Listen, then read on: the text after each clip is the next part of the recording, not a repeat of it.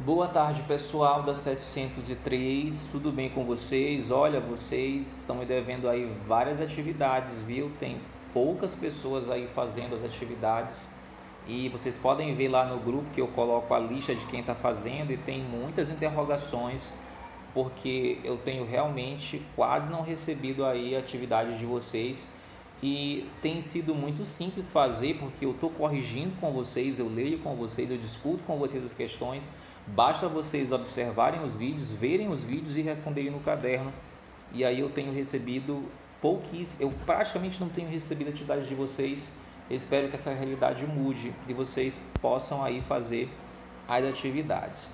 A gente vai aqui ler o nosso sétimo texto, foi a sétima postagem que eu fiz uh, lá no primeiro semestre, né? Desde quando a gente começou as aulas remotas. Acredito que isso aqui, essa postagem eu fiz no dia 6 de maio. Eu vou ler para vocês, né? E em seguida a gente vai fazer as questões propostas. O nome do texto é Uma Lição de Vida. Ele era meu aluno, mas foi um dos professores mais sábios que já tive. O Tiago começou a fazer aulas de violão aos 10 anos, no instituto onde eu ensinava música. Logo se mostrou um estudante aplicado, apesar de ter muita dificuldade.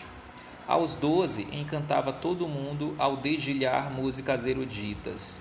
O que impressionava era a emoção que ele conseguia passar em cada nota. Tinha algo diferente nele, talvez uma força para seguir mesmo quando o mundo se mostrava tão hostil com seus sonhos. E um dia o Tiago sumiu. Era triste porque, sendo a escola um projeto social que atendia principalmente a população de baixa renda, vivia acontecendo de a gente receber a notícia de que um aluno havia sido vítima de violência. 2 anos se passaram. Certa noite estava preparando a sala para a aula, quando a porta se abriu timidamente. Era ele com um pequeno embrulho e um cartão nas mãos. Tinha ido me contar que os pais, feirantes, haviam proibido que continuasse a frequentar o instituto, porque queriam que se dedicasse mais aos afazeres na barraca de verduras. Eles acham que música é coisa de quem não quer futuro, contou. E você, o que acha? Perguntei. Professora, para uma pessoa como eu, estudar violão é tão difícil e tão bonito que eu passei a acreditar em mim mesmo. Se eu conseguir tocar, posso aprender qualquer coisa e eu quero ser professor de história. Soube tempos depois, por um agente social, que Tiago passou no vestibular e ganhou bolsa de estudos para a faculdade. Mas a trajetória dele foi interrompida numa dessas tantas tardes em que tiros levam o silêncio a uma comunidade pobre, enquanto a banda segue tocando na cidade ao redor. Ele teria sido um excelente professor, falou o agente social. Ele foi, respondi. Tiago me ensinou como o conhecimento liberta, como pode trazer novos horizontes até mesmo a quem a sociedade só destina muros. Guardo até hoje o colar de miçangas azuis que ganhei dele quando o vi pela última vez e o cartão escrito à mão com a letra infantil. Quando a senhora ficar triste e quiser desistir, lembre-se que uma música é feita de uma nota por vez. Ser advogado, mas esse estudante foi morto a tiros dentro de casa, numa favela em São Gonçalo, na região metropolitana do Rio de Janeiro. O caso está sendo investigado, mas a polícia já confirmou que João Pedro era inocente. Segundo nota oficial da Polícia Federal do Rio de Janeiro, uma operação no Complexo do Salgueiro cumpria 2 mandados de busca e apreensão contra lideranças de uma facção criminosa. Era segunda-feira. Seguranças dos traficantes tentaram fugir pulando o muro de uma casa. Eles dispararam contra os policiais e arremessaram granadas. Uma pistola e granadas foram apreendidas. O jovem ferido na ação foi socorrido de helicóptero, recebeu atendimento dos médicos do Corpo de Bombeiros, mas não resistiu. O corpo foi para o IML de São Gonçalo. João Pedro Matos Pinto foi atingido por um tiro na barriga. A família diz que ficou 17 horas sem notícias dele, até que ontem parentes encontraram o corpo do estudante no IML. Amigos e familiares fizeram um ato de protesto antes do enterro de João Pedro no cemitério São Miguel, em São Gonçalo. Testemunhas e familiares dão versão diferente para a tragédia. Dizem que os policiais chegaram atirando na casa. Havia várias crianças brincando no local. Há marcas dos disparos na parede e nos vidros. Nas redes sociais, um primo de João Pedro divulgou um vídeo com o relato de outro primo que estava na casa. Depois o primo de Duda viu, o Matheus viu os policiais entrando, se agachando ali no deck da piscina. Aí a gente foi, deitou no chão, levantou a mão. O Matheus começou a gritar que só tinha criança e tinha 2 garotas. Aí eles tacaram 2 granadas assim na porta da sala, que quem tava mais perto da porta era eu e o João. Aí ficou um zumbido, aí eles deram muito tiro nas janelas assim, a gente saiu correndo pro quarto. Nisso que a gente correu pro quarto, ficou João e Duda na copa, deitado. Aí os policiais entraram, mandaram a gente deitar no chão e todo mundo calar a boca. Aí eu olhei pra frente e João tava deitado, mas eu não sabia o que tinha acontecido. O pai de João Pedro é comerciante e estava trabalhando no momento da tragédia. E quero dizer, senhor governador, a sua polícia, ela não matou um jovem de 14 anos com um sonho, com um projeto, querendo ser alguém na vida. A sua polícia matou uma família completa, matou um pai, matou uma mãe, matou uma irmã e principalmente o João Pedro. O governador do Rio de Janeiro, Wilson Witzel, disse que lamenta profundamente a morte de João Pedro e presta solidariedade à família. Ele determinou uma investigação rigorosa do caso. A Delegacia de Homicídios da região abriu inquérito. Os policiais que participaram da ação foram ouvidos e as armas foram apreendidas. A Comissão de Direitos Humanos da OAB acompanha a apuração. No Instagram, Desenhos do Nando, a menina Ágata Moreira, de 8 anos, vítima da violência policial no Rio de Janeiro, recebe João Pedro no céu, onde já estão outras crianças que morreram assassinadas. A Corregedoria Geral da Polícia... Bem, pessoal, o foco do texto não é exatamente a violência em comunidades pobres, né? Só que, como o texto fala sobre lição de vida, né? E ela fala no final aqui, a professora, que o Tiago, né, ensinou uma grande lição para ela, né, que acabou libertando, trazendo novos horizontes para o conhecimento sobre a sociedade.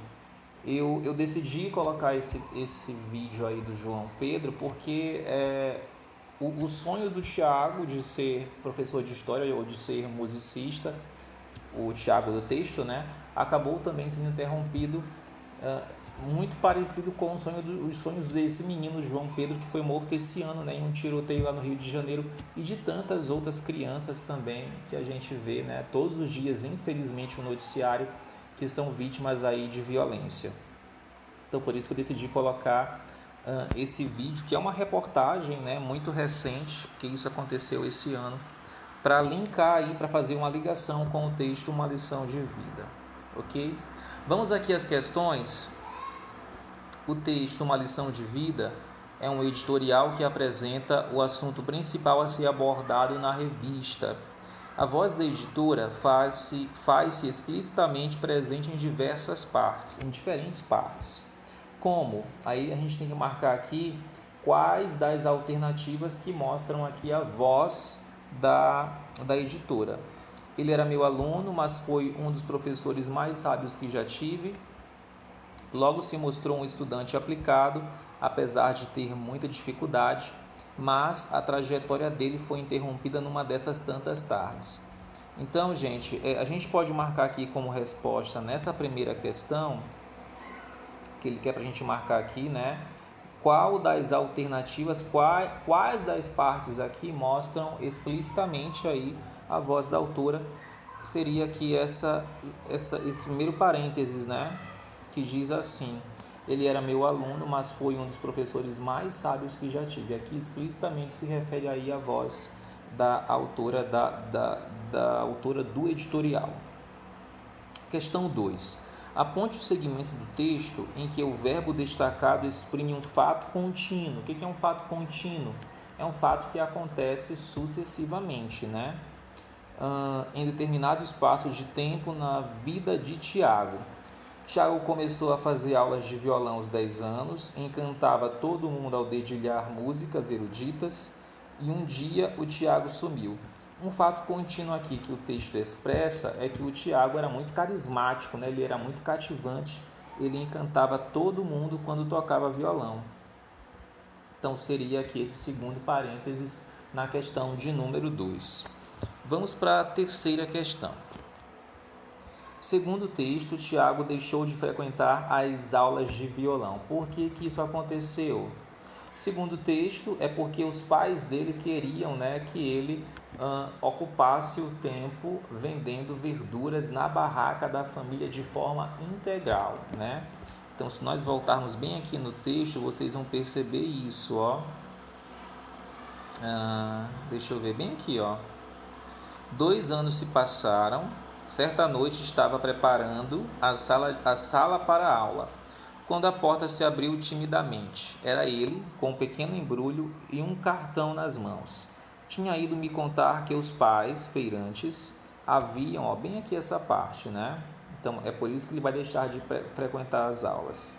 Então, porque os pais feirantes haviam proibido que continuasse a frequentar o instituto, porque queriam que se dedicasse mais aos afazeres da barraca de verduras. Então, essa daqui é a nossa terceira questão, certo? Copiem tudo isso aí. Os pais tinham proibido ele porque queriam que ele se dedicasse integralmente aí a vender verduras. Acontece isso, né, gente? Às vezes a família passa por necessidades, o filho tem um talento, mas quem tem fome é que sabe, né, gente? A fome é algo realmente que assola o mundo inteiro. E depois dessa pandemia, muitas pessoas passaram por muitas necessidades, mais do que antes até, né? Então não é muito fácil, não é uma decisão muito fácil, né? É uma decisão que envolve às vezes a família inteira. Então talvez os pais não tenham tanta culpa assim de querer que ele ficasse na barra. Claro que os pais sempre querem o melhor para os filhos, né? Mas às vezes isso acontece, infelizmente acontece. É uma decisão difícil de ser tomada, mas que é pensando no prol da família, né? Vamos para a questão de número 4. Em estudar violão é tão difícil e tão bonito que eu passei a acreditar em mim mesmo.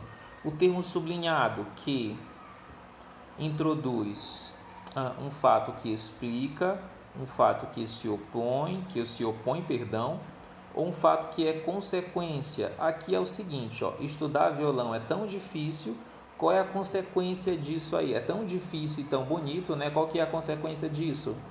Que ele passou a acreditar nele mesmo. Então, isso aqui é uma consequência do fato anterior, certo? Então, a consequência de estudar, da dificuldade e da beleza de estudar violão, é que o Tiago passou aqui no texto, né? O Tiago do texto, a acreditar nele mesmo. A linguagem figurada está presente no trecho. Linguagem figurada é aquela linguagem que não é literal, né? É uma linguagem que ela foge da realidade. Onde é que está aqui a linguagem figurada? Está em qual passagem? Se eu conseguir tocar, posso aprender qualquer coisa. Ele teria sido um excelente professor. Pode trazer novos horizontes, até mesmo a quem a sociedade só destina muros. Nessa parte bem aqui, ó, ele quer dizer que a sociedade, na verdade, acaba, quando ele fala aqui, sociedade destina muros, ele quer dizer que a sociedade acaba atrapalhando, acaba inibindo os sonhos, ou acontecendo uma situação como essa, né, como a do João Pedro, né, que infelizmente foi morto em um tiroteio, e de tantas outras crianças, jovens e pessoas que acabam tendo sonhos interrompidos por uma questão social, né, por essas questões sociais todas como a violência. Então aqui o certo seria esse terceiro parênteses. E a nossa última questão, aliás a penúltima, né, grife o vocábulo usado para retomar Tiago. Guardo até hoje o colar de miçangas azuis que ganhei dele quando o vi pela última vez. Então aqui esse o é um pronome, né, que vai retomar aí quando vi Tiago, né? Quando vi Tiago pela última vez. Então aqui seria a palavrinha, né, o vocábulo que retoma aí a palavra Tiago. E a última questão, o texto é encerrado com a transcrição de uma mensagem escrita por Tiago, a professora de violão. Nessa mensagem ele faz um pedido, dá um conselho ou expressa um desejo. Então, voltando aqui, ele diz o seguinte: quando a senhora ficar triste e quiser desistir, lembre-se que uma música é feita de uma nota por vez. Aqui ele não faz pedido nem expressa um desejo, ele dá um conselho, né? Quando ela se sentir triste, ela se lembrar aí de que a nota de uma... como é que é? Até eu esqueci aqui, gente. O conselho é que a música é feita de uma nota por vez, né? Para ela, aqui também é figurado, né? Ele quis dizer que, na verdade, as coisas acontecem tudo no seu tempo, certo? Então essa é a nossa atividade de hoje. Copiem do caderno, copiem só a questão, né? Tipo aqui, exemplo, copiem só o enunciado da primeira questão e copiem aí, né, a resposta correta, não é preciso copiar as outras.